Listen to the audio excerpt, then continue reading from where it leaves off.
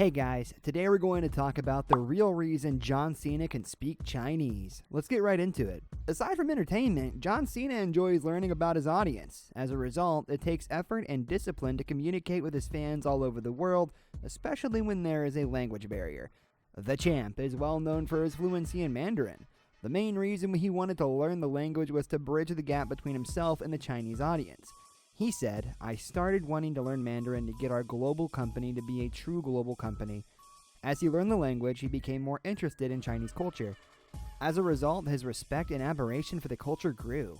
Cena made time in his busy schedule to learn the language. Learning a language is difficult, but when he accepted the challenge, he knew it was time to master it.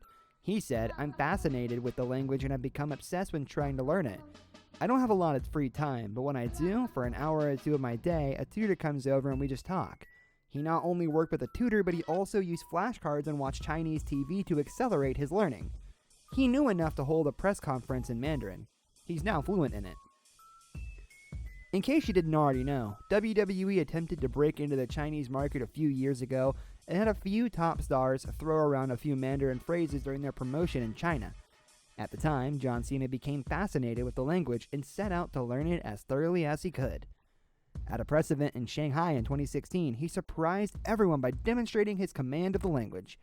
During an interview with the Straits Times, he disagreed with the notion that he is an expert in the language, comparing his level of proficiency to that of a third grader. Despite his efforts to learn the language over the last 5 years, he said his knowledge was still limited. He stated that he had begun to learn the language in order to assist his company in achieving its goal of becoming truly global. Cena made it his mission to learn and master the language. As a result, he is now fluent in Mandarin. The superstar was extremely disciplined in his approach to learning the language. On days when he felt like browsing social media, he would do so after spending 30 minutes practicing the language with flashcards. He also watched Chinese TV and listened to podcasts to improve his understanding.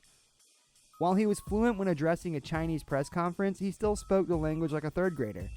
According to Cena, he mentioned that when he was learning the language for WWE in China, he won people over one by one by doing weekly videos on WeChat.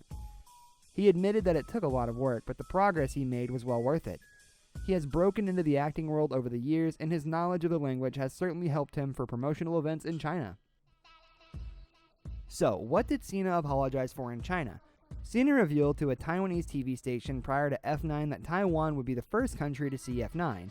Unfortunately, China does not recognize Taiwan as a country, which has caused some consternation. However, as soon as he realized his error, the champ apologized. This 68-second clip was entirely in Mandarin, and he constantly apologized. He says in Mandarin, "I made a mistake." He then added, "I'm so sorry for my mistake. I'm sorry, I'm very sorry.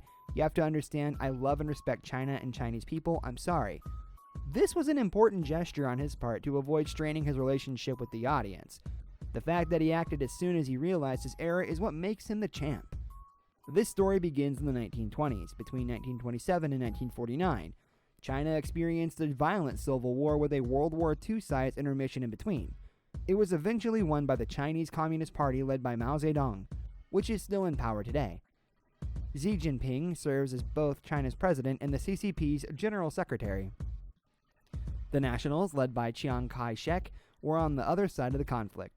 They lost the battle, but did not lose the war. Faced with defeat, Chiang Kai-shek, the nationalist leadership, and over 1 million refugees fled to Taiwan, which was captured from Japan during World War II and given to the nationalists by the Allied powers. There has never been an armistice or a peace treaty signed. Taiwan's official name is the Republic of China as opposed to the People's Republic of China, and Chiang Kai-shek believed in reclaiming the mainland until his death. After his death in 1976, Taiwan's democracy flourished.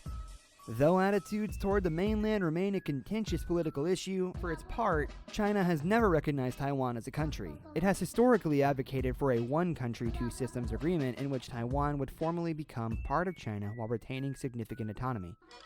That was the same line used to entice Hong Kong to return to the mainland before the CCP took steps to undermine that country's democracy. China takes this issue very seriously. Taiwan has been barred from attending the World Health Organization's World Health Assembly, and international airlines and hotel chains have been warned not to refer to Taiwan as a country. Some military leaders have expressed concern that a Chinese invasion of Taiwan is a real possibility. In short, China regards Taiwan as a renegade province, and any suggestion otherwise is frowned upon. That's all for today. We'll be sure to catch you all in the next one.